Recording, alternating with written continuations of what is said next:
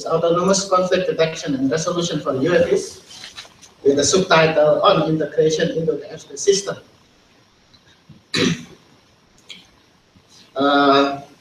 Which basically you got the whole idea of my thesis. It's to provide some autonomous conflict detection resolution for UAVs to ensure its safety when the UAV is to be integrated into an airspace system. UAV itself stands for Unmanned Aerial Vehicles, which by definition is an aircraft operated without the possibility of direct human intervention from within or on the aircraft. The history probably starts with the creation of the microwave technology, which in here Mr. Nikola Tesla here is one of the pioneers here. And actually in 1914, he predicted that soon there will be a fleet of UAVs into a military squadron. And of course, the technology began to emerge in the 1950s, especially in the World War I, where there is a lot of experiment converting a real aircraft into a remotely controlled aircraft, like this one or this one. In the 1935, there's already some mass-produced remote-controlled aircraft. In the end of the World War II, there's already some Flying Fortress B-17 converted into a remotely controlled aircraft to survey an atomic bomb testing. Modern UAVs came out in 1995 with the introducing of the Predator here. In the late 2000s, there's a lot of concept to make the remote controlled aircraft smaller. So UAV actually start from a bigger aircraft, and then only in 2000 it started the concept of a smaller one. But the smaller one generates what we call the dawn of civilian UAVs, because everybody now can fly the UAV. It's much easier to control a rotorcraft, a multi-copter like this, than the fixed wing like this. But with the emerging of civilian UAVs, everybody can fly, then the rules itself also emerge in this matter. And this is not a word word, this is just my research from 2011 to 2017. So now there is a lot of talking about how to integrate the UAV into the civilian airspace. As we know that now the civilian airspace is structured like this. There's a Class A airspace, Class E in here, Class B, and so on. And there's a lot of talking about how to use the UAV commercially in a civilian purposes, recreational, delivery, like what Amazon wants, a free media traffic reporting, mapping surveillance. However, these ideas is not realized yet, particularly because there's some limitation in the rules. Nobody can fly a UAV beyond the visual line of sight. So everybody has to see the UAV they are controlling. So imagine that we want to make a delivery from Delft to Rotterdam, then the pilot itself must follow the UAV until Rotterdam. So it's not really practical in this. We want it to be beyond visual line of sight. We want it to be integrated into the airspace system. So this is where the integration to the airspace system comes in my subtitle. So basically, we want it to be integrated into the airspace system. Then we have to provide safety. We can provide safety by using an autonomous conflict detection and resolution system. But there's some problem in there. The conflict detection and resolution system is basically not compatible right now. The UAV CDNR is not compatible with what the main flight are using right now. There's a lot of CDNR system. CDNR is conflict detection and resolution. There's some diversity. There's a lot of things happening in the conflict detection and resolution system on UAV is not just one. It's different from manned flight, in which the production of manned flight aircraft is controlled. So the type of CDNR is also controlled, but in UAV it's not. There's some dubiety in the public and authority, especially pilot, who don't want to see any UAV beside its plane. and maybe the CDNR itself is still inadequate to provide safety into the integrated ISS system. So this is the 4 problems in integration that I'm trying to tackle in my thesis. First, we tackle the incompatibility. It's different. Manned flight will meet manned flight, but UAV can meet anything, depending on the missions. In manned flight, it is structural like this. There's a multi-layered system which provides a fail-safe system. If one layer fails, then it's still the inner layer that can provide safety until the see and avoid layer, when the pilot itself has their own decision to avoid. But in UAV, usually it's just one to escape or to avoid all of this system. And there's a lot of things here, potential fail, rule-based, dynamic, and so on. So we are thinking about if the UAV is going to be integrated, maybe we need to duplicate this and provide some multi-layer system in the UAVs. And at the same time, there's so many CDNR itself, the CDNR approaches in UAV, maybe can be put inside this layer one by one. So besides we are tackling the incompatibility, we are also tackling the diversity of the CDNR system. So that's what we actually do. We make this green multi-layer system. Consists of procedural, manual, cooperative, non-cooperative, escape, and emergency. How we get this layer, it's all in the thesis, you can read it yourself. And then we try to tackle the dubiety, how to reduce the doubtness of the public and the authority. One way is to quantify the safety. So we try to develop, we try to introduce some parameter of safety. We call the frequency of near mid-air collision and mid-air collisions. And we do a lot of simulation in the heterogeneous environment. So we put a lot of UAV inside an area of interest. We randomize the velocity to model the different UAV that can exist inside. We also randomize the preference of avoidance and so on, and then just put it inside a simulation, run it as long as possible to see how many near and mid-air collision happen or how many mid-air collision happen. Basically like this. We also variate the density. You can see that in here there is 4 UAV that have to go to the edge of each area of interest. In this very tight density, it's hard to make a straight line. And when the density gets lower, it's actually more easier. And we got the parameter of NMAC, near mid-air collision, and the MAC collision. And then we try to translate that into something that is more understandable to people. For example, something like this. We take 5 actually, but I only show you 4 in here. Biggest cities in the world. There's New York, Tokyo, Jakarta, and Amsterdam, and we make something like this. In New York, there can be 6 UAV flying in one level flight. If there is some CDNR, the number of UAV will increase to 30. If we provide some rules, for example, every UAV has to turn to the right to avoid, then there can be 57 UAVs in one level. We translate this also to other cities, and we got this type of result.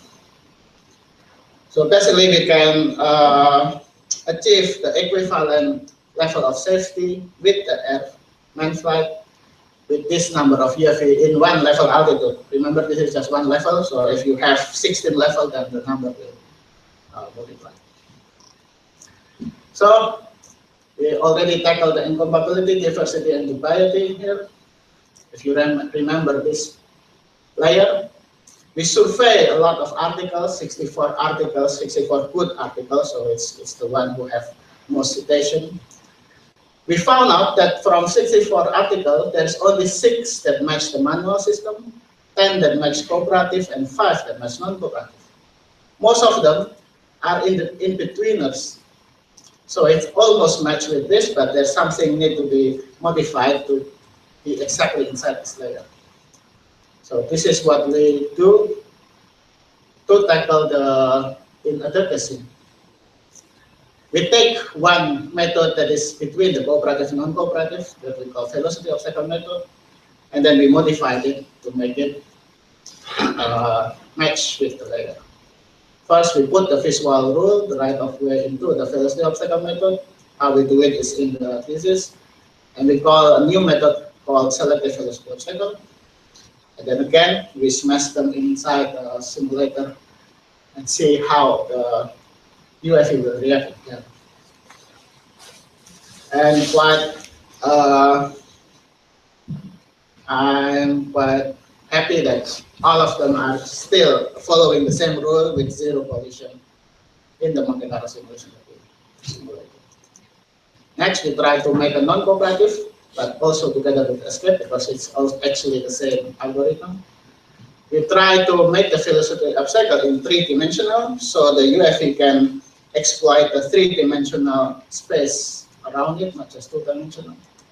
We put some buffer velocity zone in sense that now the method can accommodate some change of velocity in the obstacle, also some detection error or bias. And we provide avoidance plane in which the UFE can choose which avoidance it wants to go. And we call this now three-dimensional velocity obstacle. So now we have velocity obstacle method in 3D. Then we smash them again inside the simulation. Now it's a three-dimensional simulation, so we put some cube inside. But happily, there's zero collision in a Monte Carlo simulation setup that we found out. So three-dimensional velocity obstacle can provide an CDNR inside these two safety. This is the last chapter of my thesis. So that's all. We already tackled the incompatibility, diversity, tubality, and inadequacy. So hopefully the UFE right now, after my defense, can be integrated into the system immediately. Okay, that's all. My doctoral defense will start in about 17 minutes. This is the map of what we'll have here.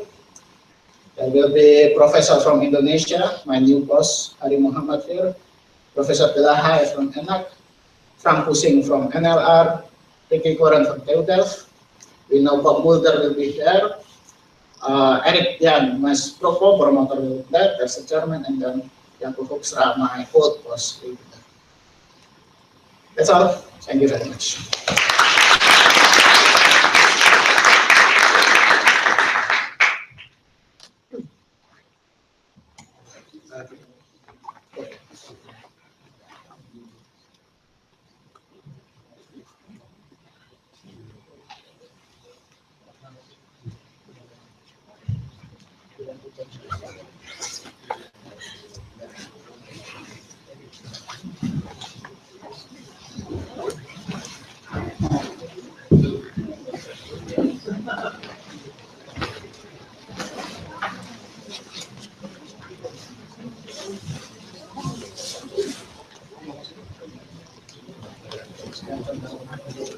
Fun, yeah, it's really nice.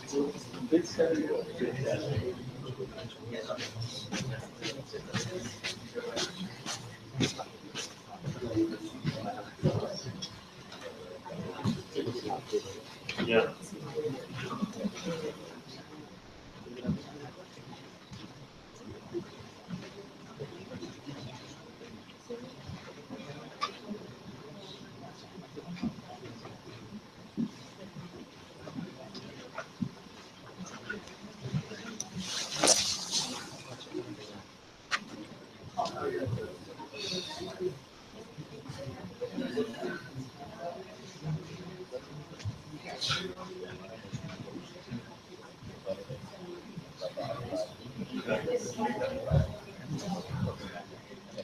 Live streaming.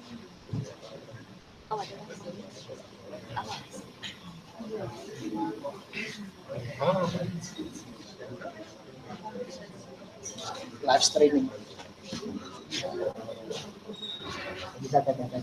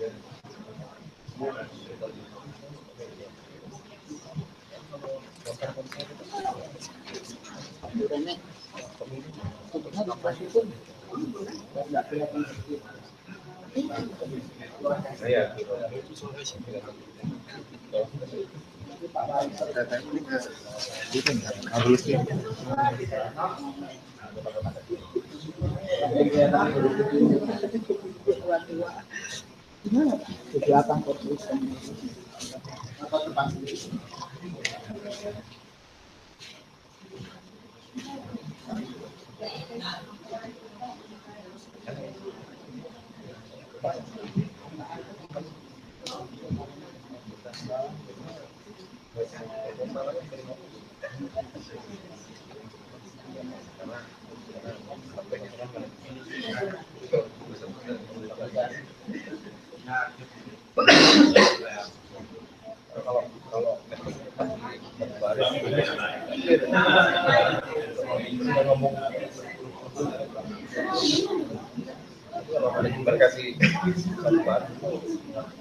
Kalau kita dari sisi sini, jelas.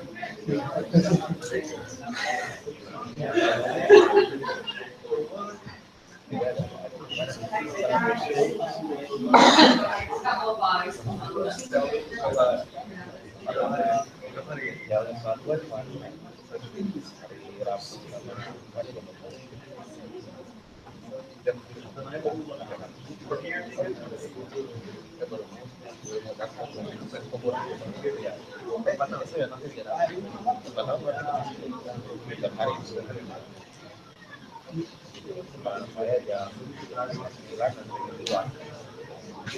ada yang tidak, tapi jaraknya sampai jam 12.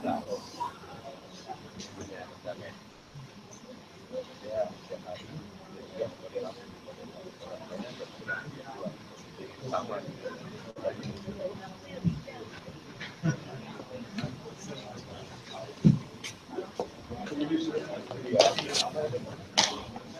Tahun baru mulai, tahun baru mulai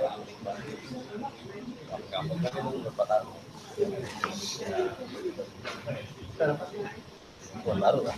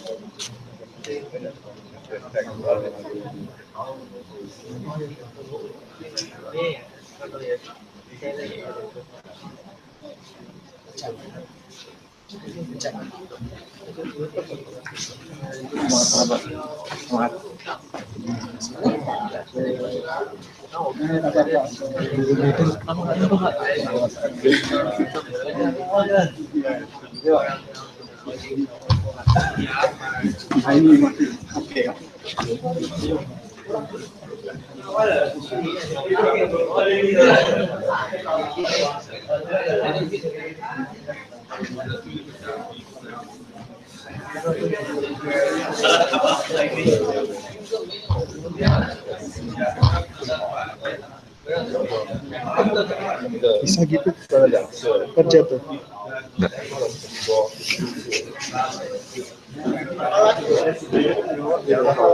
Yang itu video, kalau ini streaming. Yang video juga nggak boleh terlalu banyak.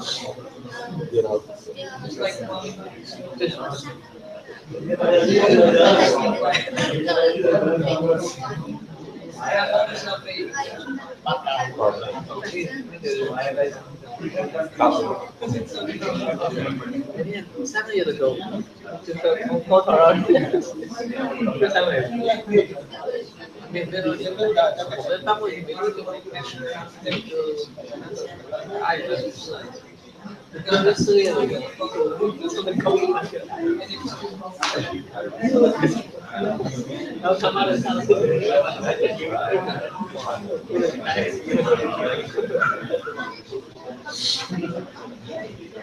不出声。现在他们现在都，你知道脑袋是得硬的，怎么着都不动。我跟你讲，今天创业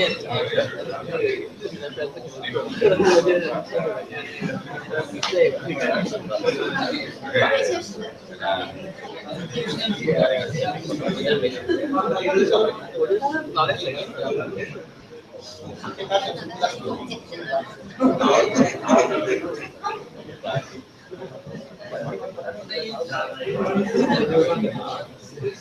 下一个没有了，开始看了。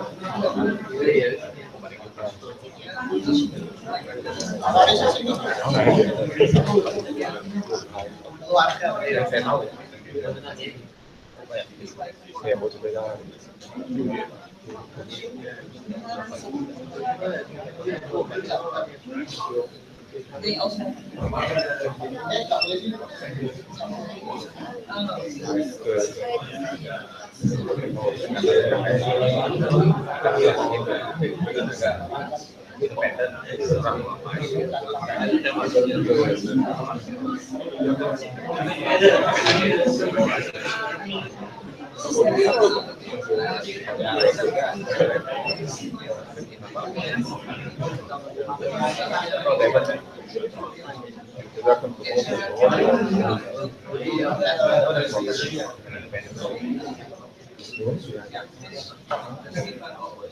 我又看了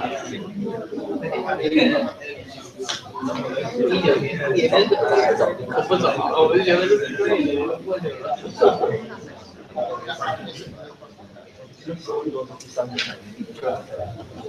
我都没出来。一样的，我们的时候考试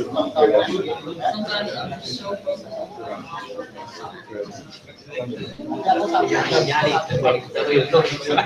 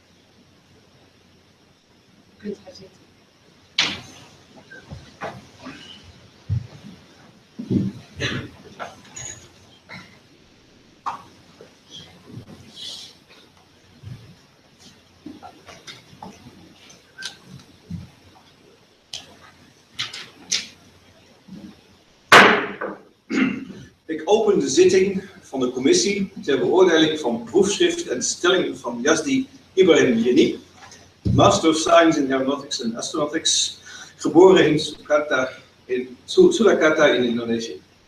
May I request the candidate to take his position behind the lectern? Ladies and gentlemen, welcome to this public defense of theses and propositions. What would a public defense be without audience? So thank you all for being here. The Board of Doctors has composed a committee to discuss with the candidates about this theses and propositions. And I'd like to introduce the committee to you shortly, and I'll start with the table opposite to my table. On my right-hand side, so the nearest to you, is Professor Muhammad from the IT Bandung, Indonesia. On position number 2, Professor Delahaye from the École Nationale d'Aviation Civile in Toulouse, in France. On position number 3, Mr. Bussing from the Dutch Aerospace, the NLR, the Dutch Aerospace Agency.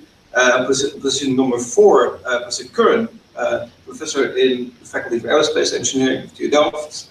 On this side, most to the left, Professor Mulder, also from the Faculty of Aerospace Engineering. Left to me, the co-promoter, Dr. Van Kampen. And on my right-hand side, the promoter, Professor Hoekstra. My name is Van Bussel, and I'm also a professor in aerospace engineering, but currently I'm representing the Rector Magnificus of TU Delft as the chairman of the committee.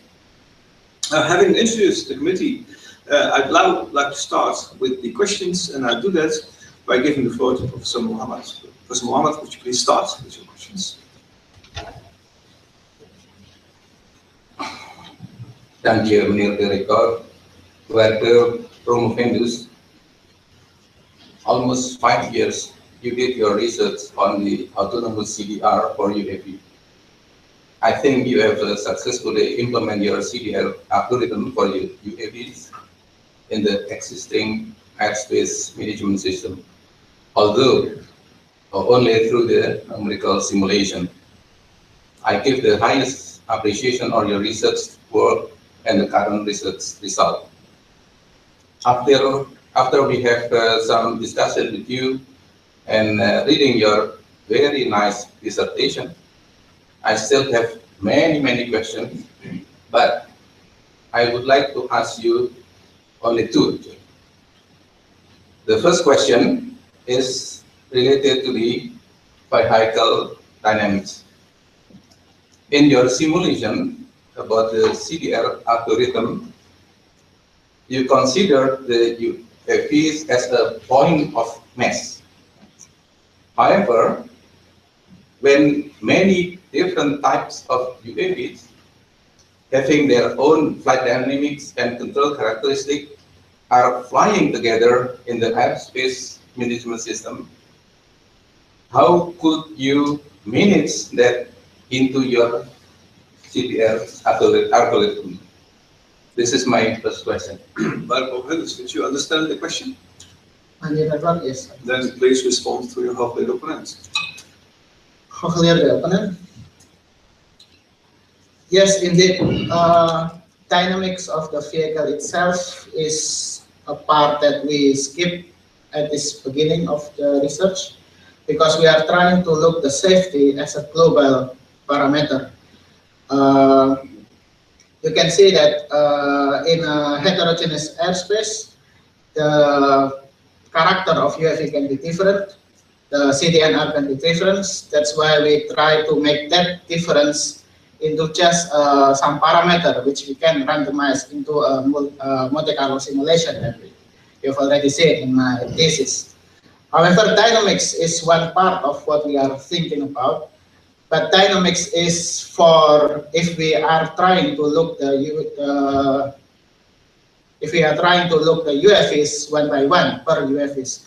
So if we are talking about the optimization of fuel, if we are talking about optimization of control, then we have to have the dynamics of the UAVs itself.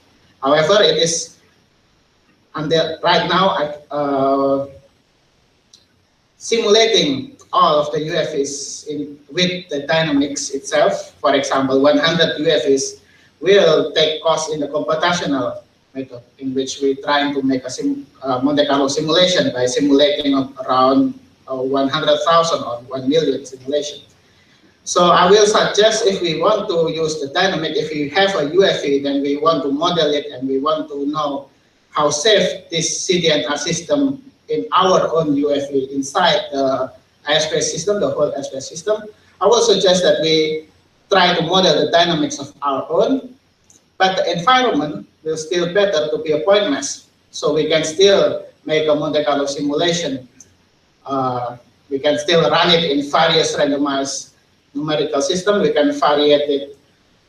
We can determine the frequency of the near mid-air collision and the mid-air collision, in which parameter that we suggest in my thesis. The second question is related to the operational aspects of a UAV.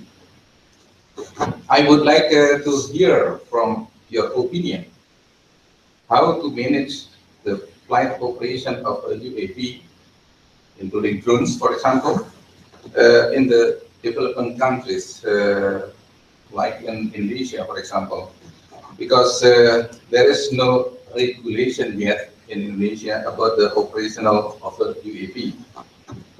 For your information, Indonesia is very potential big market for civilian as well as military users of the UAV or drones. So I would like to hear your opinion on that.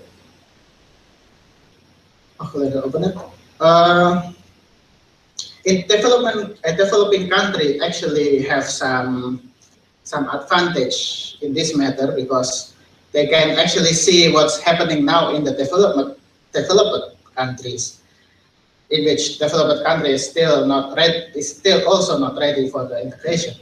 We can start, for example, in Indonesia, there is a lot of already UAVs flying around without any regulation. So we can start the regulation itself by just copying first from the developed country. And then we can start the research by something like what NASA has done right now, to make some surveillance system which can detect a low altitude UAVs, which is not metal, which is low, is hard to detect with the primary radar like that. We can start the enforcement of the ADS-B broadcasting on UAVs. We can start with the high-level, high-performance UAV that flies across the crops in Indonesia or to some offshore rig of oil. We can also make a close cooperation, because UAVs industry in Indonesia is, for example, in Indonesia, it's still small. There is no, it is not like in United States that have a lot of industry around the country. UAVs in developing countries usually still centralized in some place, which is close to the institutional or educational part and close to the authority in this matter. So synergy between them is actually easier to achieve before the technology itself booms, something like that. And most importantly, in the developing country, probably need to protect their own product from the outside product, maybe protect it from the Dutch UAVs to go inside Indonesia, just to make sure that we can catch on the technology first before, and catch on the regulation first for safety before we open it. And yeah, I would like very much to be part of that. Thank you. Okay, thank you. You are satisfied, Professor Mohammed, with the response to the candidates? I do. Then thank you very much for participating in this committee. Of course, thank you very much to come all the way from Indonesia to be here. Very much appreciated by the participants. Well, second committee member, Professor Delay, please start with your questions. Well, first, I may say I really appreciate to read this report, because it is very clear. Easy to read, good illustration. Mainly also the chapter about the taxonomy about the CDR is very nice. I appreciate also the extension you did for the velocity of cycle method thanks to Radaray rules, and also the 3D case, the 3D extension. From my side, I'm working more with aircraft, but we have also some UAV antenna. But my concern, the first question, because like my colleague, have many questions I would ask perhaps later, but the first I would like to ask you now, and it is not an easy one, but just to have your feeling. Imagine you want to adapt your algorithm for aircraft, CDR algorithms. How you can manage to have a proof or resolution? What I mean, are there some situations where there is a solution and the algorithm is trapped? Is the question clear? Yes. Then Yes. It is not an easy one, but just provide your opponent with a proper answer. The opponent. Yeah, implementing the algorithm itself, there will be some problem. For example, in SVO, we only have 4 rules in this method, so there will be something happening, and there's we can see. I'm sorry.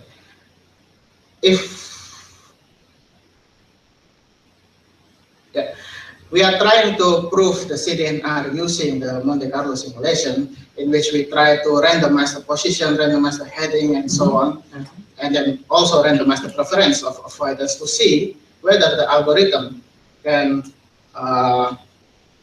avoid all of them, can resolve all of them. And it's actually because we want to know which situation that will make the algorithm fail. It's one reason that we use the Monte Carlo simulation. And as you can see that in the 25,000 on the 3D view or 1 million sample on the SVO that we tried, we achieve actually zero NMAC, zero near-net air collision. So sometimes in the 3D view, in particular, we found out there will be some cases where the 3D view failed to avoid the NMAC, but still the collision itself is still not happening in there. So we are quite confident in the algorithm that there is no situation that it cannot solve, at least for the setup that we have in the Monte Carlo simulation.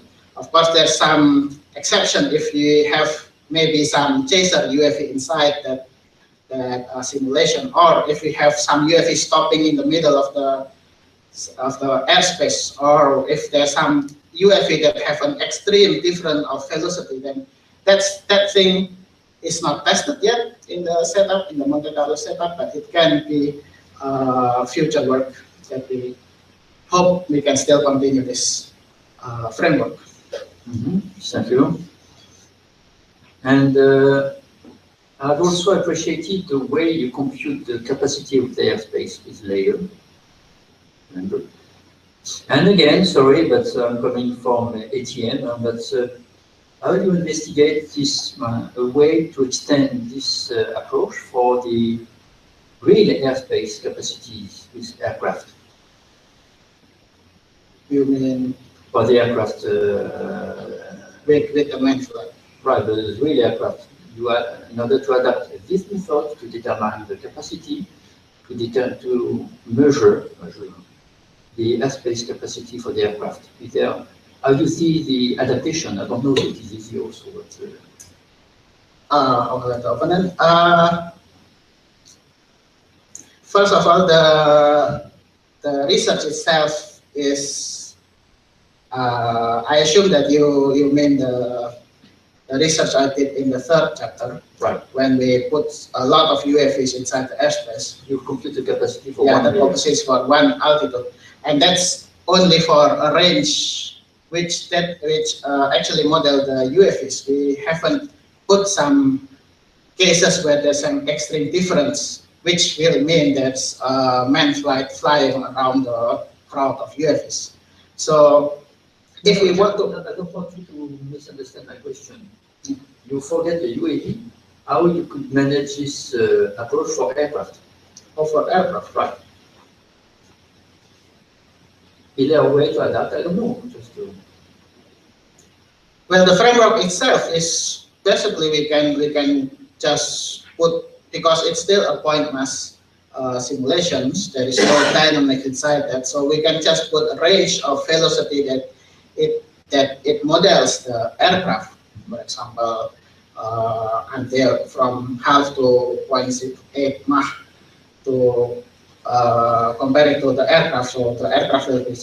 But the most important thing is aircraft have a specific way to avoid. So I will suspect that it will be easier for aircraft to avoid one another because the rules is more defined in that thing. So yeah, basically the airframe, the framework, not airframe, the framework and the method of simulation can be easily translated to model some aircraft because it's still point of mass. Thank you. Was the Lahey also satisfied with the response of the candidates? Then also thank you very much for coming from France to here to participate in the committee. Well, then we can already move on to the third committee members. Bussing, please start with your questions. Waarde convendus, thank you very much, and I'd like to congratulate you on a very well-written dissertation. I truly enjoyed reading the dissertation. It read very fluently. Especially like Professor Lahey said, I truly enjoyed your taxonomy and the architecture design.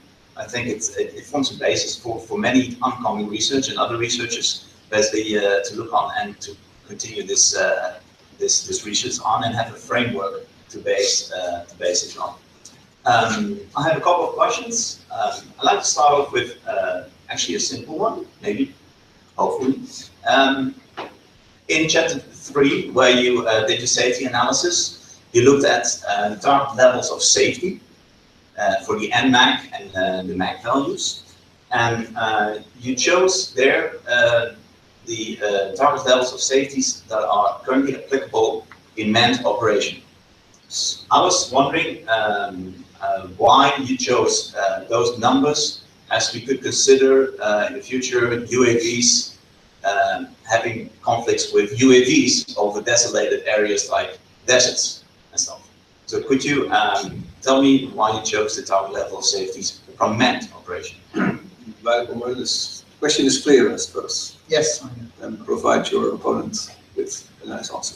After opponent, yes, we choose 10 to the power of -2 for the NMAC because now the regulation or to solve the anxiety in the public want to know the equivalent level of safety. So the equivalence means some level of safety which is similar at least with my flight. And that's the underlying reason why we look around 2 decades before how many NMAC happen in the main flight. So that's the reason. That's the, you can say, the threshold point that we try to achieve, 10 to the power of -2 NMAC per hour, in which, and also the MAC will be 10 to the power of -7 or -9. There's 2 different value of that. But yes, I agree with you that the UAVs will not be used like Minecraft. The Minecraft usually just for delivery, while UAVs can stay in one spot for many hours or flying until months. So there will be some difference in the level of safety. However, right now, there is no such number that can actually quantify how safe the UAV will be. And we cannot use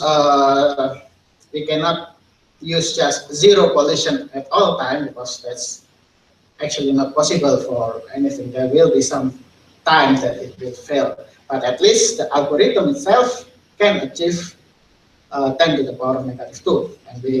And we achieve that with a very very basic collision avoidance system. We're hoping that in the future, the UFV itself have more advanced that can reduce the frequency or the probability of NMAC even more lower.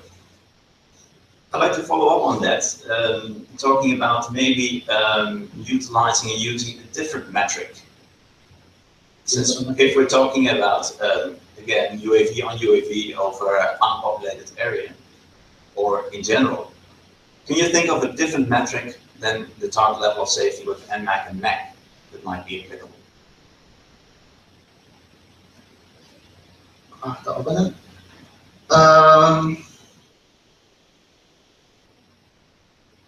Well, probably not just NMAC and MAC with the safety. We also have to think about the number of failures that will be happen in the system itself, the speed of the UFVs, which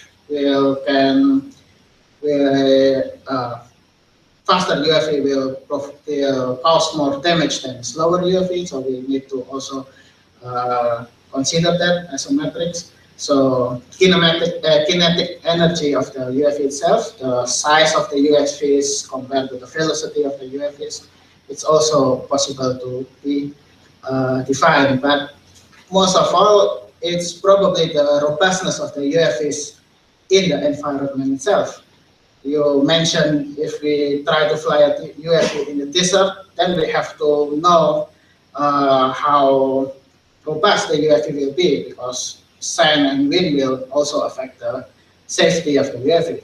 Safety of the UFV is not just the collision itself, but safety to the environment, because the UFV need to avoid buildings, need to avoid people, and so on. And that's why in the last layer of my architecture, there's an emergency layer in which it is used to limit the damage that it can happen. Something like providing some parachute system, or making the UFV soft enough when it hit people, it doesn't really hurt, or yeah, something like that to limit the damage before that. It's a robotic thing that still have to take care of the non-robotic or man in the environment. Yeah, we call what you explained, we call that in research as well the third-party risk. So we look at what the effect is on others within the environment. Coming to a different question, within your architecture of your layered approach, I realized when I read it is that you've selected not to use explicit coordination. Yes. While in current day operation, ACAS systems like TCAS2 and the future ACAS-X use explicit coordination extensively. Can you maybe elaborate why you chose not to use explicit coordination? Yes. Well, we are assuming at the first that in the integrated airspace, everybody can fly a UFV. So it's different than a manned flight that it is controlled who develop what. It is much more cheaper than the manned flight, so everybody basically can make a UFV and then fly it. Control system is very cheap and so on. So we are thinking then it is actually not practical to make all of the UFVs flying around to communicate each other to avoid. It's very difficult to ask them. It is already very difficult to enforce some rule in that kind of situation, because everybody basically can fly it. It is more impossible to make them, to have them talk to each other before avoiding. So explicitly avoidance, explicit coordinations means there's some confirmation between them. While the UFVs can be diverse very much, one may be a hovercraft, one may be a multicopter, and one a fixed wing flying that. So we are not expecting the UFVs to communicate each other. That's the reason why we are not using explicit coordination at all, like TCAS or so on. The other thing is, because the ADSB itself is more likely to be implemented in the airspace system in later than 2020, I think. It is more practical for us to think to use the ADSP, which is already a technology used in a UAV domain. Like that. So then my final question, I'd like to just ask you then, if you foresee the UAVs not to have explicit coordination, will they then operate in an environment where in the future there will be PKAS X, which will have lateral resolution and is an explicit coordinated algorithm? For UAVs, to be honest, we are not thinking about PKAS X. So we are basically saying that explicit coordination is just not practical for UAVs. But if there's a conflict with an PKAS X, could there not? If there's some PKAS X aircraft, it's included in the non-cooperative layer in the aircraft. So the situation itself, the UAVs need to rely more on the independent sensor that itself, if the ADSP failed before. So probably the communication will be, probably the main flight itself cannot have a communication or confirmation about what the UAVs will work. The UAV itself have some independent surveillance to avoid. Like that. So basically, there is no confirmation about the avoidance in that level.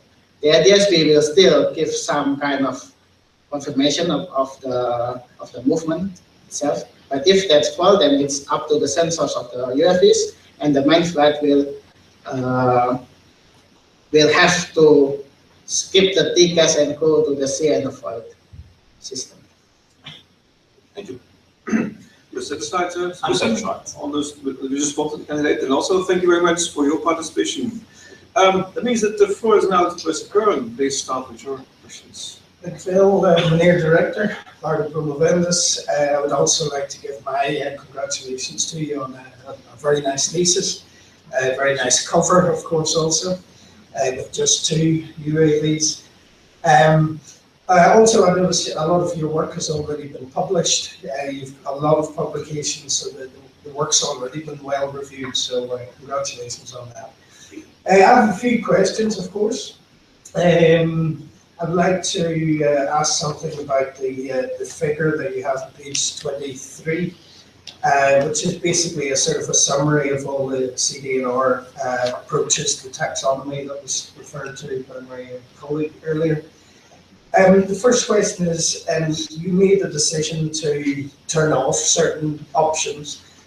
We discussed this before, and I just want you to say something about whether you were completely sure about all of those options to not go forward to raise 2 flags, as you put.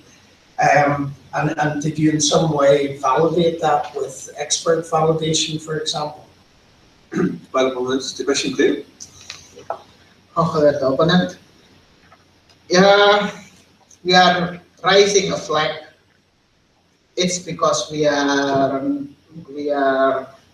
practically still think that approach may work, or there's some example actually of that, but we are not thinking about that as the most feasible approach in the airspace system. And who's the we? Oh, our team. So basically me, my co-promoter and promoter. And did you in some way check that, but let's say with expert users or NLR, for example? Well, NLR no, but we check it with the UAVs papers actually. So we are checking with our colleague itself in the UAV whether the system have some possibility to be developed, and if there is some example of that. Okay, so you have this taxonomy, and then you can put that into your multi-layer system, which is shown on page 27. And I'm just wondering about the compatibility of all of these systems in practice. So if different people are selecting different options, it might be difficult in terms of interoperability of the systems. Or are you suggesting that this should be imposed on everyone, what they have to do? For the proponent, well, as I said also in the section 2.4.2, the general implementation, it's really depend on the mission of the UFE itself. Not all UFE have to have all of this layer. Procedural layer, maybe it's basically just procedural, where the UFE can fly, or some schedule of using the airspace. The manual needs to be there because that's a visual line of sight. But afterwards, it depends really on the missions. If we are flying airship to above the Class A airspace to provide some telecommunication method, or provide to be a BTS satellite project load, then we are not thinking about that UFE flying in the urban area or above the cities. We are thinking about it as to fly in the Class E, so manual and not cooperative will be needed because it will cross the Class A probably aircraft. So the most important thing to have for this kind of UFVs is the cooperative system. The non-cooperative will be just a backup system. However, if we are talking about a delivery UFVs inside the cities, or a traffic report or media reporting system that is beyond the line of sight operation, then non-cooperative will be the most important one. Sure, the ADSB still need to be there to provide some positioning system, but that it relies mostly on the independent system. So not every, we are talking about guidelines here, what a system that is needed for the general UFVs, but what's important in each of the system really on the missions. Some of the system might just be a backup system for the UFV, just as a fail-safe system in the middle. And how would you recommend that we determine what these physical thresholds are between the different layers? Right now, we relate that with the speed of the UFV itself. So the inner layer is just 1 second from the, we call it time to collision, 1 second, and then we try to make that, but it's actually based on the main flight too. You can see it distance. On distance. On distance. Yeah. On distance, on time collision, it's too. We can interchange that. Yeah. As a threshold. Okay.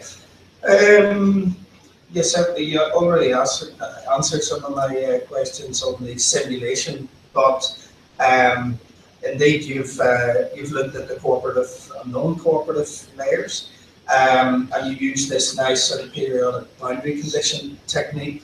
But it is nice to ask how realistic do you think that simulation is, because in effect what you're doing is using a trick on the boundaries to increase greatly the likelihood of a collision, which in reality is something that is highly unlikely, all being well. So it's more of a philosophical question. Yes.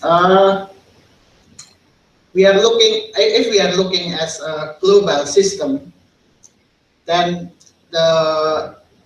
then we take one area of interest, then the I forgot the name, the PCB, the periodic boundary condition, the PBC, the periodic boundary condition will simulate what actually happened, because the density itself is it's maintained. If we are not using that, sometimes the UFV will go outside this area of interest from the global, and then it will change the density of this particular area. So in a statistical point of view, then actually the result of the probability inside this area will not actually model what's happened in the larger density area. That's why we are using the periodic boundary condition. Yeah, it's sort of gas type. Yeah, something like that. And also we are using the gas model as the base equations.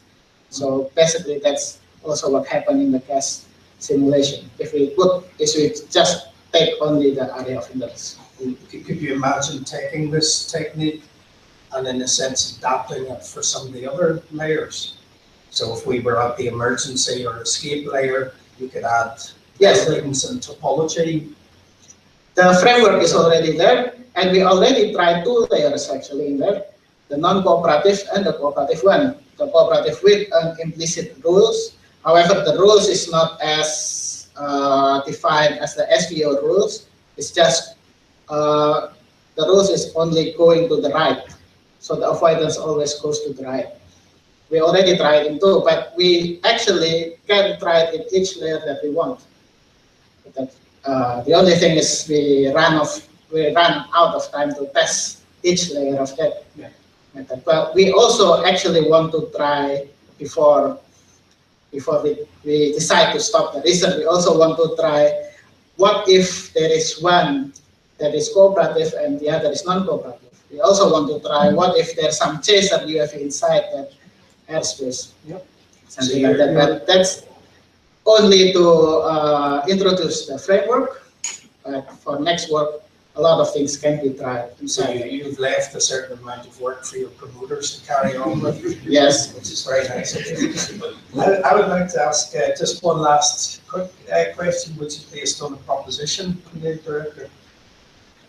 It's which proposition? The proposition is proposition number 9. There are quite a few which are interesting, but I'll go for number 9. Let's start with number 9. And would you like to read out proposition 9, actually? Proposition number 9, to be accepted in an already established system, any newcomer needs to make more effort to limit nuisance. This is true for the case of UFE's integration as well as for man's immigration. Thank you very much. Professor Krum, please continue. Yeah, there's a couple of things I could go for in this one, but let's say the immigration, and you're sort of seem to be promoting a very conservative view on life, where people need to limit themselves so as not to possibly create any nuisance. So maybe that's also a cultural thing for you, but sometimes it is good to create nuisance and to have friction in life, because things happen. It's not always, sometimes it's painful, of course, but so I would like you to defend why you think we should be limiting ourselves just in case we should create some annoyance to somebody. Okay, what I am saying here is that the effort to limit the nuisance will always happen. Friction will always happen if you introduce something new inside the already established system. Everything, including the UFE, including non-immigration. However, effort of limiting nuisance should be more the burden of the newcomer itself. So we are a case if we analogize it to when we are being a guest to another man's house, then we are trying to limit our nuisance there. We are not actually allowed to be involved in their own house affair. We are not allowed to maybe give some food to their pets or something. It's more like we are trying. The effort to adapt is the burden of the newcomer. But also in some cases there's one of your boundary thresholds where the guest becomes the host. There will be some friction, but when it already be integrated, we don't have any threshold or any parameter to say when it is already integrated. But if there is some friction and we resolve that, and soon and gradually it will become integrated, and that's when maybe one signal of the integration already happen if the newcomer already have some saying in the inner side. So I could check with your promoters whether you ever introduced some nuisance when you joined their group 5 years ago. Of course. I'm very happy with your answer. Yeah, thank you very much, Professor Kern. And maybe this is not a coincidence that Professor Kern asked this question, because when he entered as a newcomer in the professor in aerospace engineering as a professor, he at least created some noise, I would say. But nowadays, I think we came to conclude that it's pretty well integrated despite the noise that he created. Anyway, thank you very much for your opposition. I'd like to move on to Professor Mulder for his questions. Thank you, meneer de rector. Right from Vendus. I also must say that I really enjoyed reading your thesis. I think it's really interesting work, and also I'm sure work that is of high relevance for our future as the aerospace community, but for anyone who's going to use to employ UAVs. A relevant subject. It's, well done. Now, looking in your thesis, I was also, I must say, really impressed by your artwork. So the 3D pictures you made, really impressive. I could never do this. I mean, so it was really nice seeing it. And however, on the other hand, so I'm a man of detail always, maybe too much, I don't know. So I was wondering, so I started to look at for example, the figure on figure 5.2 on page 74. Can you present the figure, or can't you do it?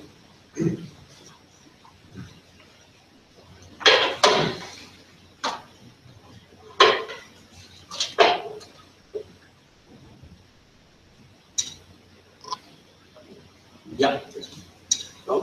First, a very small thing. So we see there, so there's two cones, really, yeah? Two three-dimensional cones.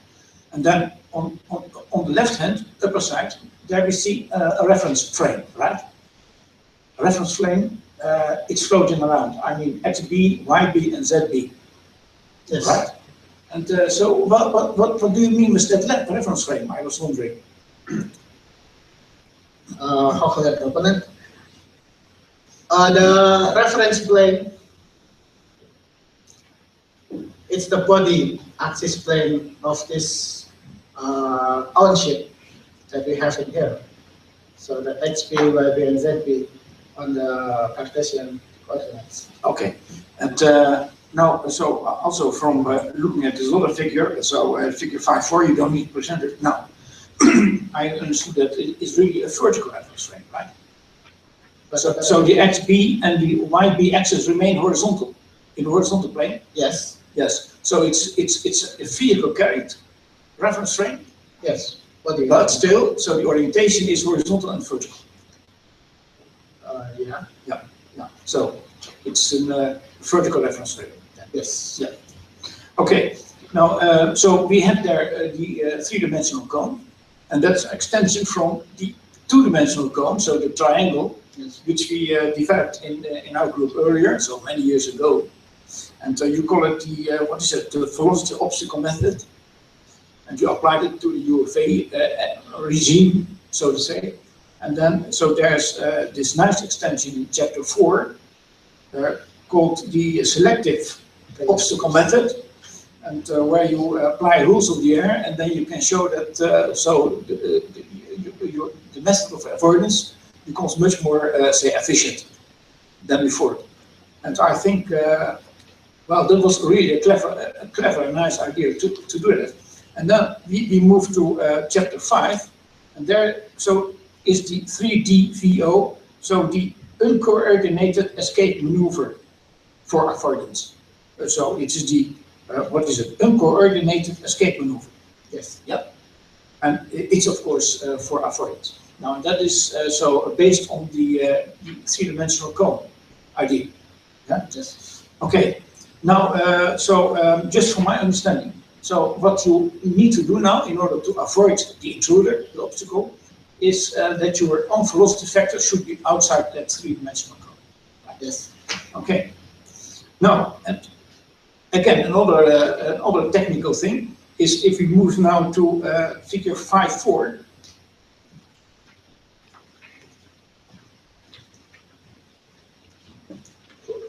Figure 5.4. Yeah. Indeed. Okay. So there indeed we see again the vertical reference frame carried with the vehicle, and then you are presenting the affordance. What is it? Affordance plates. Yes.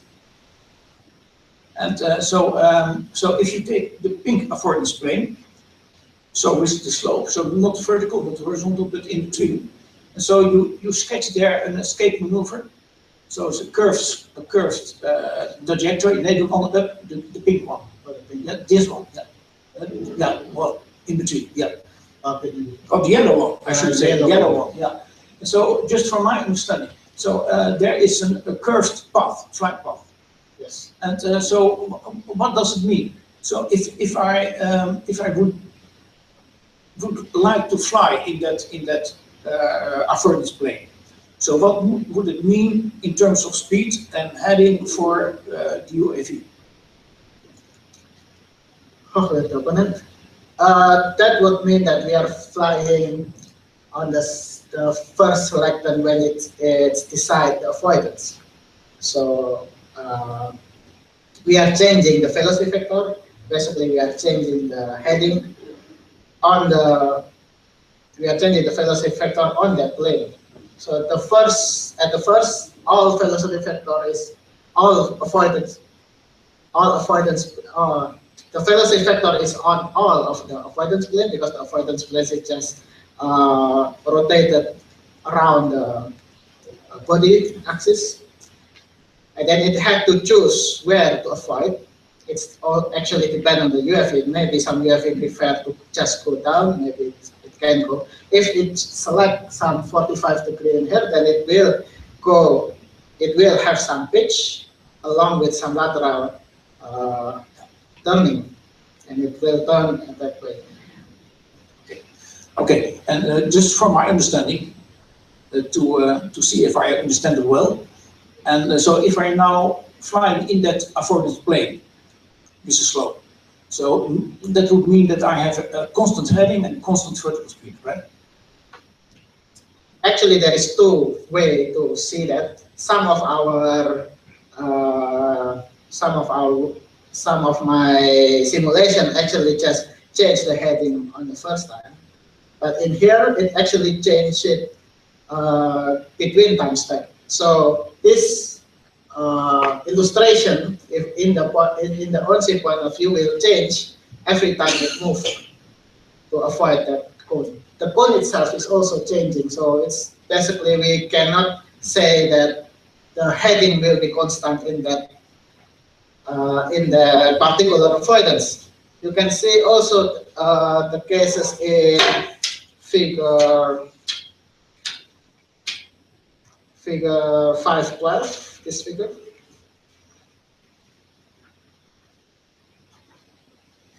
There's a change in flight angle, flight path angle, and change of the heading angle. In this, you can see that during avoidance, the heading can change a lot. The heading and the flight path angle. The heading and the flight path angle can change a lot during avoidance. The red line here is during the avoidance. When it reaches some criteria, it becomes maintained, and that's when the flight path and the headings be constant. And that's the yellow part of this graph. And here the flight path, both the flight path and the heading angle become constant. Sometimes it becomes constant for a while and then change again because the environment itself is still changing. So the illustration I have before doesn't mean that the flight path will be coming like that in the same avoidance plane, but that's only during the first time step when the own ships decide to avoid. Okay. Well, that's clear. Thank you very much. And then I would like to go to table 5.2. And maybe you could argue, well, this is kind of a main result of the thesis, I would say. And so I have a question there. So what you see is that if you allow, so first of all, we have escape maneuvers in the horizontal plane, say XY plane. Yes. And with and no buffer speed. So that's for me later. And then, so in 3 and 4, you have the horizontal plane and the vertical plane. Yes. Right. And so there's a big improvement. I can understand that now you can use the vertical dimension for escape, of course. And next, there is the maneuver planes. So the 12 maneuver planes. And that's where I'm wondering, I don't understand really, because I would say, as soon as you can use the vertical dimension, so that would gives you a lot of gain, but I can't see why those other planes would yield so much advantage. Can you explain why the 12 planes are so good? Well, it's related closely to this figure. So what we are doing here is not a common conflict. We call this a super conflict in a three-dimensional space where each octane of this cube have the representative. All of them are going to this point at the same time. So we are seeing it. So basically, one own ship have all of its avoidance plane covered. There is a lot of the space is actually full. So if I didn't put the figure in here, but if you see it in a velocity obstacle domain, you can see that it will create some points which fills all of the space in which this can avoid. So going to the upside and going vertically and horizontal, probably it's already full with some point inside that, so it need to have some other place. Yes. Either go to X. Yeah, I agree. I can see it now. Yeah, thank you very much. It's clear. Thank you very much. Thank you. And also thank you for your position, Professor Mulder. Then we move on to the Kampen motor. Dr. van Kampen, please start with your questions. Dank u, meneer director. Waarde promovendus, let me start by congratulating you also on the very nice thesis. And I'd also like to say it was a pleasure to work with you all this time. And yeah, it has led to some really great results and also some very good publications. So yeah, we're all very happy about that, of course. We've had many discussions in the past years. So most of my questions that I had about the research have, of course, been answered. But now I'd like to look a little bit in the future together with you. So you have started with simulations to show that the algorithms work, or at least to show the probability of success and of failure. But the next step will have to be some kind of experimental validation. So my question to you is, what will be different in real life from the simulations? And how can you cope with these differences? Or can you give some examples of them? Sir Javier, the promoter. Yes, real flight implementation is, yeah, you also know that we already talked about that a lot. Probably the problem itself is to first implement the algorithm inside one UFS, and then to implement it to the other UFS and try to crash them together, just like in the simulation. However, the main problem in that is, yeah, we are trying to simulate collisions. So the main problem will be how many UFS that we need in the network.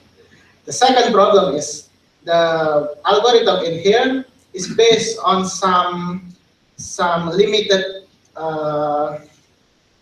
limited error and bias that it have. So in a real life, sensors or surveillance system on the UFVs will have some effect in the time response on the avoidance itself. The third one will be the translation. The algorithm gives some resolution in terms of a velocity change. We need to translate that at least on the accelerations to provide good control system, whether it is control surface movement or the differential rotor system if we are talking about quad rotor. So there's many things that need to be that we need to think about this right now. And basically we try one in the SVO implementation using parrot drone. If some of you remember, one of our master students do that. And what she can do to implement is to implement the avoidance system in 2 different UFVs and try it in a slow, you can say slow motions, due to the limitation of the test area itself, the cyber zoo itself, and due to the possibility of high possibility that 2 of them will collide and damage the UFV to be tested. So first of all, to implement that, then we need to validate the algorithm itself in a large-scale experimental setup. And do you think that you can use the current simulation results to draw some conclusions about what would happen if you would have, for example, sensor noise? So if your estimated velocity of the obstacle is wrong, how would that impact your results? Well, in the 3D view, the bias of the detections together with the possible movement of the UFVs during the avoidance itself is already accommodated there. So I believe that if we are talking about a global safety parameter, then the result will be the same. Of course, we are not talking about one by one because maybe there will be something happen if we just do around 3 or 4 simulation. But the global safety, we are confident that it will be the same as what we have right now. Okay, thank you.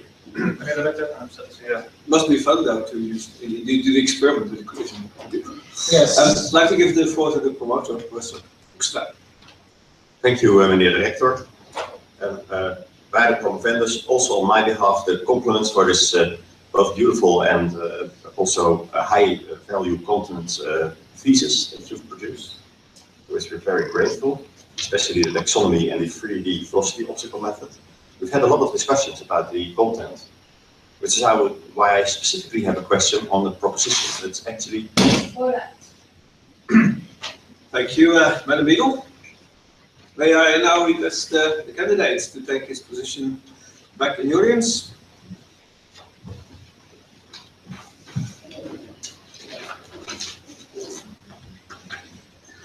Ladies and gentlemen, the committee will withdraw for further deliberation in the committee room. The session is adjourned.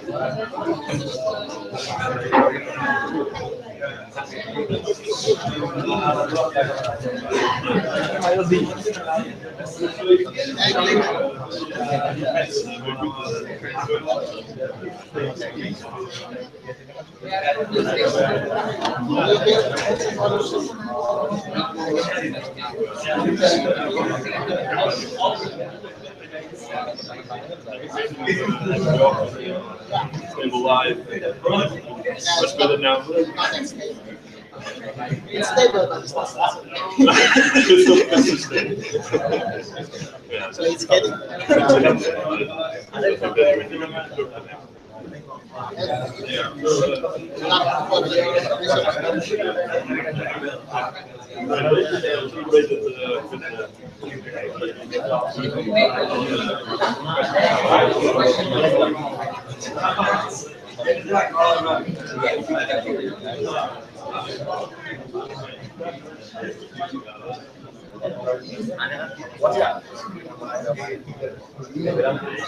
Yang nggak puas tapi enggak lah.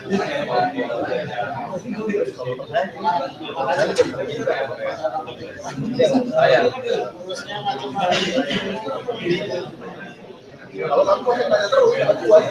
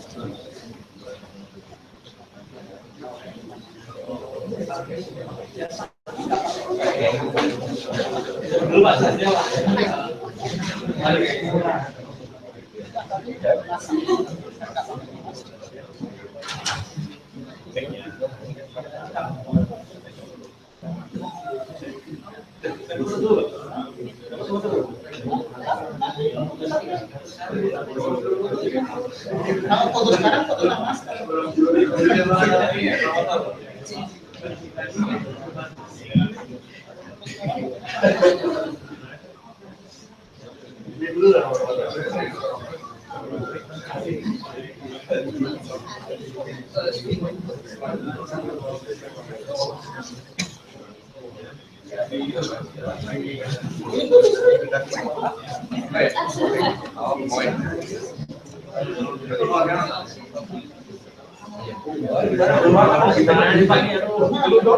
Belum Pak, yang dokter aja belum ya? Yang dokter aja belum loh. Selesai deh. Ada vaksinnya mana ya? Mau defense harus ini. Defense adalah dan bisa.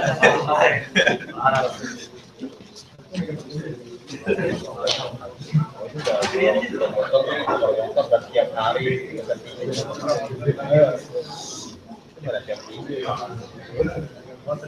sekarang nggak sampai siang.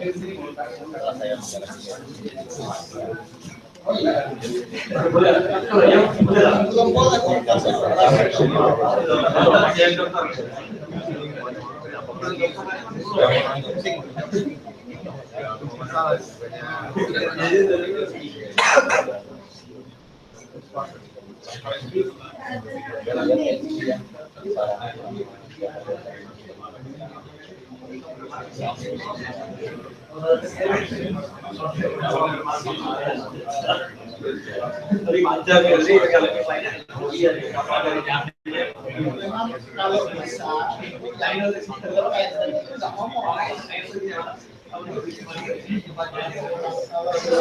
bisa, kalau bisa habis kalau sampai jadi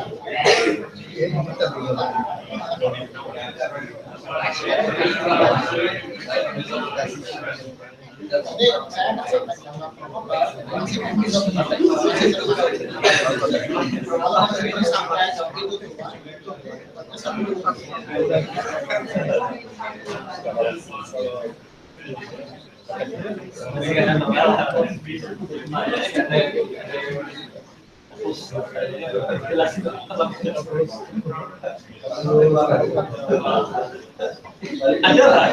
ada yang kalau jawabannya iya.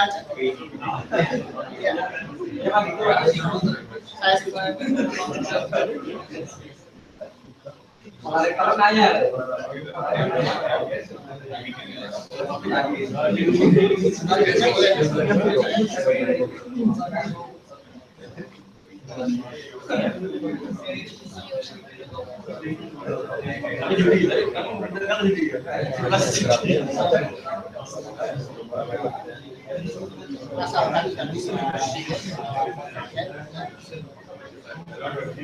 Yang pertama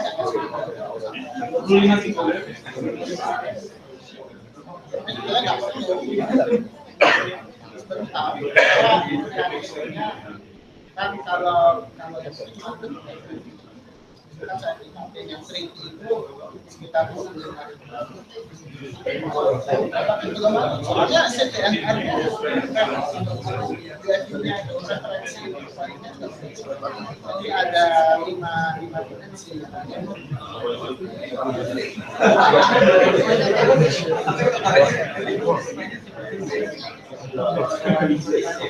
Susah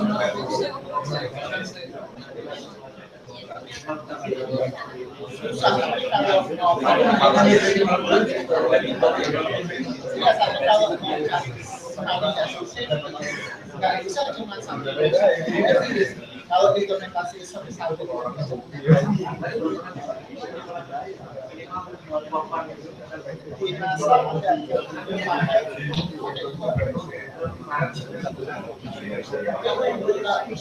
juga slow motion. Kalau kita langsung kan kita ngomonginnya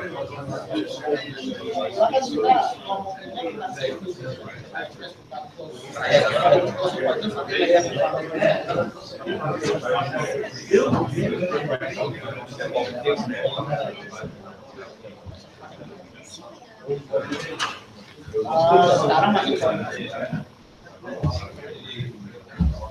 masalahnya yang bisa dilakukan itu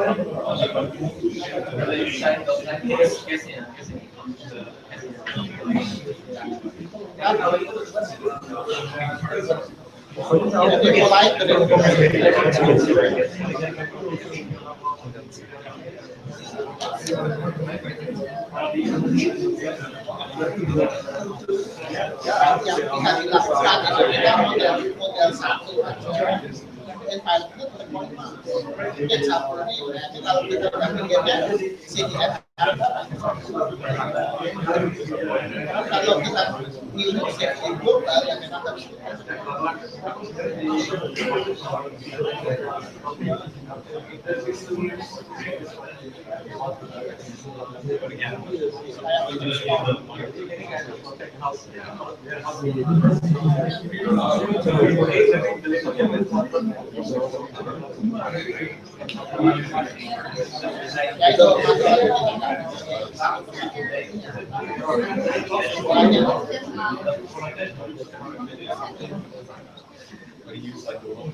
tapi kita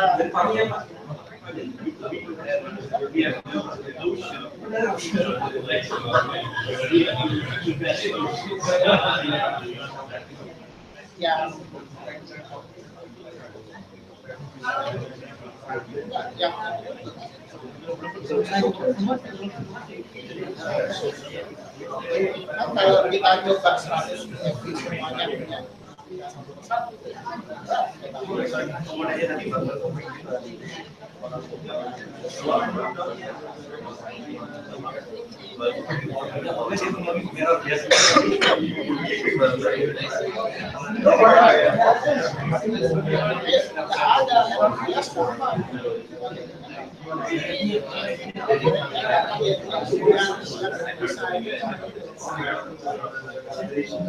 kalau simulasi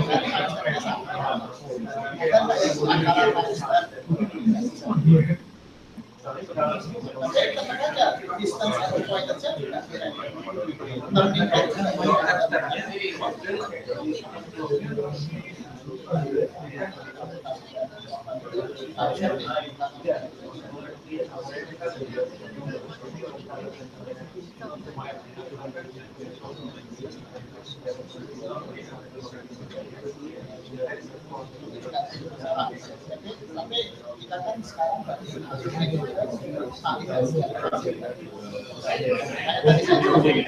kita punya yang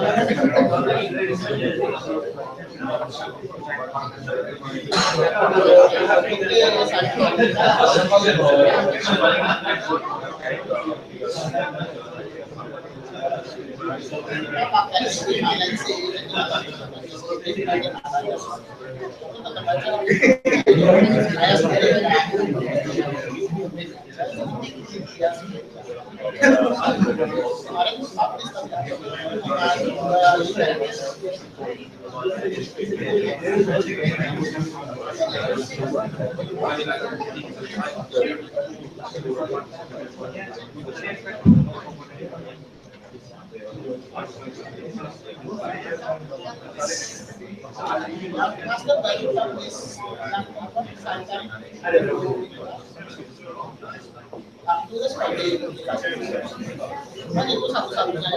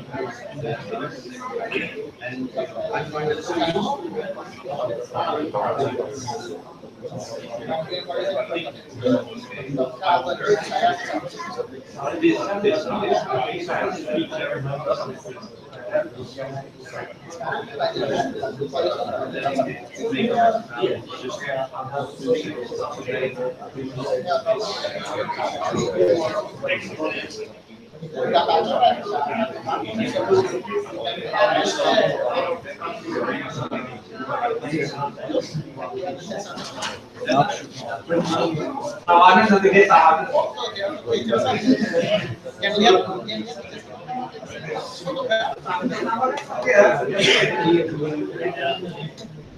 iya.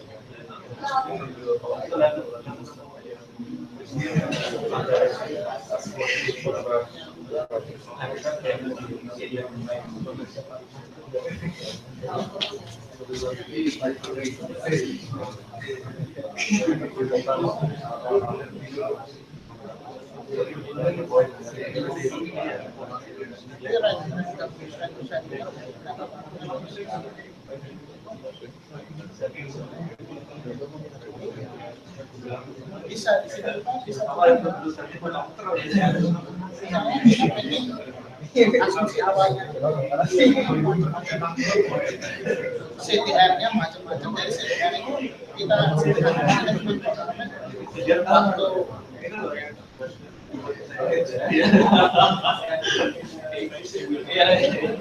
kita cuma definisikan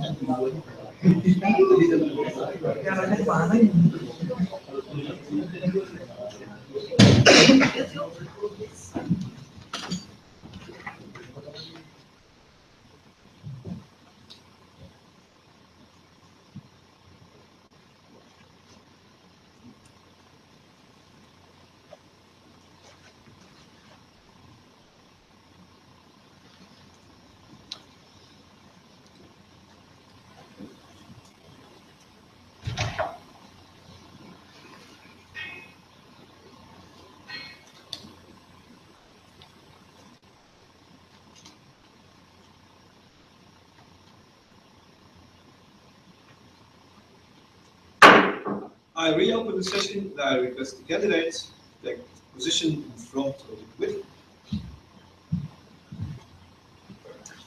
Het college voor promoties van de Technische Universiteit Delft, vertegenwoordigd door de hier aanwezige commissie, heeft, na kennis te hebben genomen van de proefschrift met stellingen en naar de verdediging daarvan te hebben gehoord, met in achtneming van de bepaalde in de wet op het hoger onderwijs en wetenschappelijk onderzoek besloten u de graad te verlenen van dokter. Ik verzoek de promotor door het college voor promoties als zodanig aangewezen zich wel van de opgedragen taak te kwijten. Uit de kracht van de bevoegdheid bij wet toegekend aan het college voor promoties verklaar ik namens dat college, hier vertegenwoordigd door de rector magnificus en de overige leden van de commissie, bij deze u, Yazdi Ibrahim Jenie, te bevorderen tot dokter en u alle rechten te verlenen welke aan de dokterstitel zijn verbonden. Ten bewijs hiervan overhandig ik u het diploma dat u recht geeft de titel dokter te voeren, ondertekend door de rector magnificus, de probatoren en voorzien van het zegel van de Technische Universiteit Delft.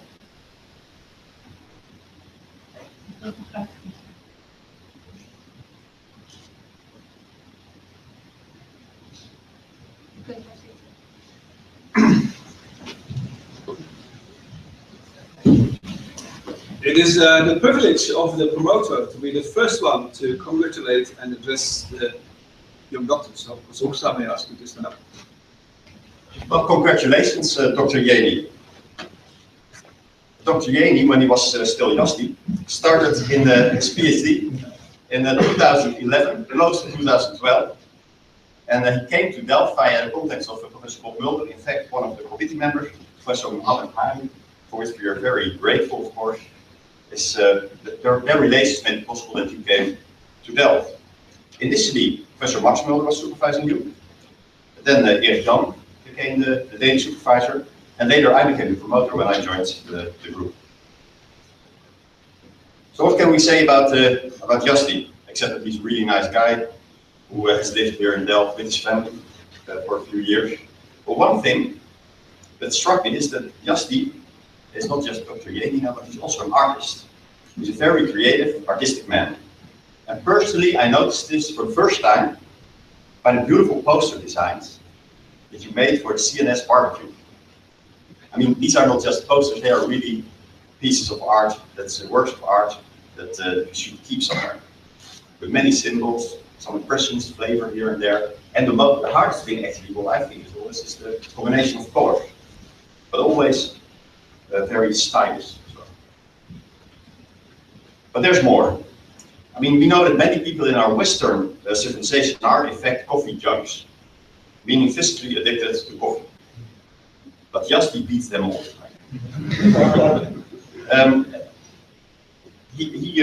It's also remarked he really likes coffee, but if he hadn't said so, we would have noticed by the size of his coffee mug, or maybe we should say coffee bucket, as its volume is equal to several mugs of coffee for sure. And when for most people the Ramadan, the fasting is hard because of not eating food all day, Yazdi was really suffering when he smelled coffee. And we only know this, by the way, because he told us, because you would not notice it, and I think it's also some of the remarks by the committee today, that his appearance is always calm. He always looks like this, like right now. Very controlled, and also the way he walks, the pace that he walks, the calmness and the way he walks, personally makes me think of Buddha. So I think he was sort of a Buddha. And Yazdi has encountered several problems, but that never seemed to affect his mood. From the outside at least. Always calm, always carefully taking care of things. And also today the committee remarked that you kept on reasoning during the defense, even with very hard questions. You kept on reasoning, always kept on functioning. Other problems when your scholarship, your funding ended, and the work was not completely ready yet, you simply raised a teaching job to take care of it. And also often the hard technical problems were always solved without you seeming to worry or sweating, just keeping at it. And sometimes it was even the opposite, that we got a result that made Jan and me worry that there would be only one UAV allowed over the whole area of New York, maybe, who knows? And we were really worried, but not just you. We simply kept on working, of course. The final result allowed for more UAVs. But it must have been a relief to you, because if you look at your propositions, you are really a fan of innovation and progress. And I think this motivation is also that this motivated you to do this very difficult calculations. Encounters of the 4D kind with many vehicles are more difficult to solve than you might think initially. And his good mathematical skills, his perseverance, his productivity, all of this have led to the result which has brought our conflict resolution work to a higher level. Yazdi, we are very grateful for the work you did and the publications that came out of it. So it was a pleasure to have you. Wish you a lot of success at Bandung, where you already started as an assistant professor at the famous Institute of Technology of Bandung, with which our faculty has a long relation for many years. And we hope that your experience past years in Delft will further contribute to this relation in the future. Congratulations.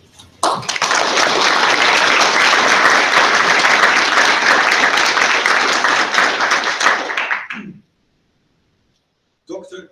Jenie, you now have the right to use the title of doctor.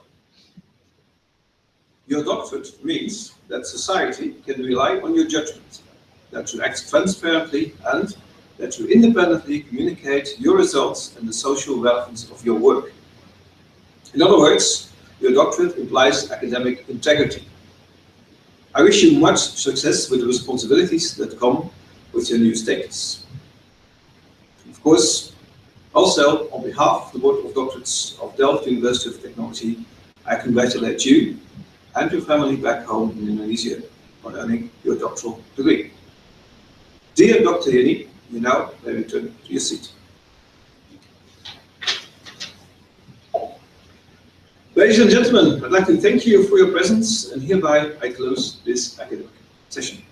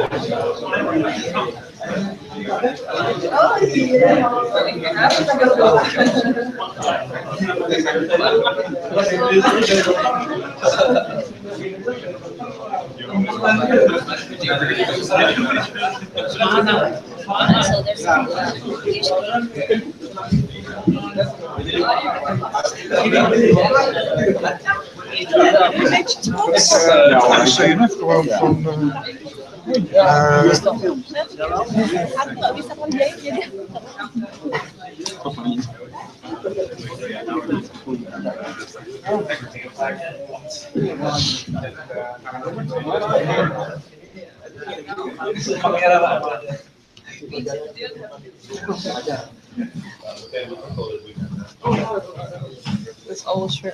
He wants to go to the Mas Bro, halo.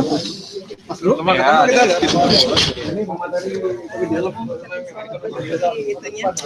Bro aja. Ini jalan terus.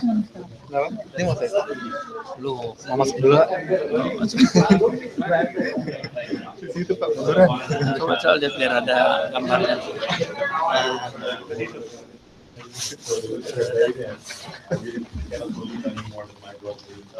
Ini apa? Direkam.